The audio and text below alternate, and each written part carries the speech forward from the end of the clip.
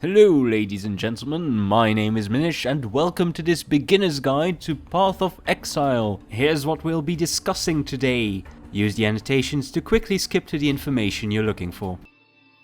Alright, let's get started with an overview of the 6 classes. The first 3 are the Witch, the Marauder and the Ranger. These are the pure classes, they only use one attribute. Then you've also got the Templar, the Shadow and the Duelist, and these guys are the hybrids. When you pick your character, I suggest you try starting with a pure character first because that's a bit easier. Starting a hybrid can be quite a bit more challenging. That said, the only real differences between classes are how your hero looks, what their starting attributes are, and their position in the passive skill tree, but we'll come back to that last one later. Let's talk about the active skills now. In Path of Exile, you're not locked into any specific skill set when you choose a class. Any class can use any skill. Skills take the form of gems, which you socket into items.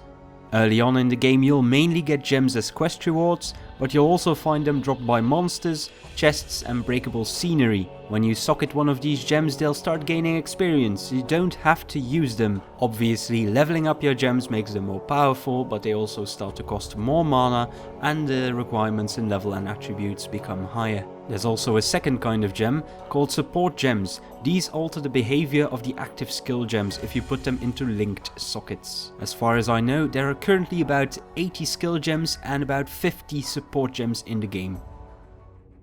Next up, the passive skills.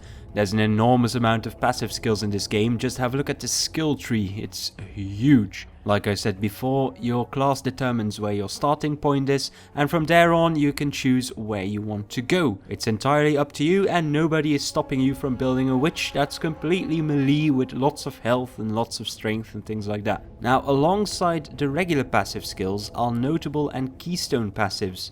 Notables have slightly larger icons, specific names and larger effects. Now keystones fundamentally change the way your character is played by altering the game rules. For example, you could choose to lose the effects of your shield on yourself but grant the shield armor to all your minions. Another interesting possibility is that you can completely remove your mana pool. Your skills will no longer use mana, but instead they'll drain your life. One last thing to consider, you cannot completely refund your skill points.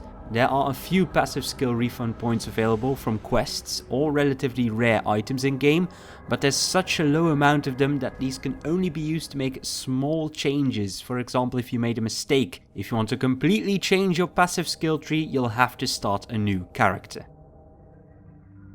Another thing you might notice when you start playing Path of Exile is the strange system of flasks. Flasks are actually refillable potions which you can drink from a couple of times before they are empty. They refill when you kill enemies and they also have their own bonuses. For example, 50% lightning resistance as long as the flask is active. These flasks can be equipped and unequipped just like any other item. This means they can also drop randomly in the world while you're playing. There's no gold in Path of Exile, instead use currency items. And the interesting thing about this system is that these items are not just used to buy stuff from vendors. All of these currency items do something interesting by themselves. Here's an example.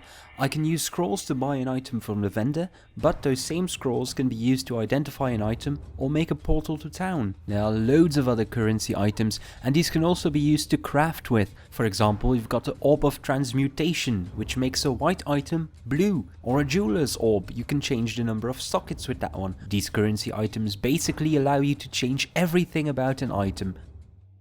Let's talk about attributes and stats now.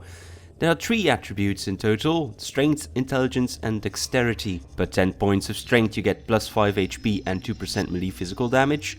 10 points of intelligence grants you 5 mana and plus 2% energy shield.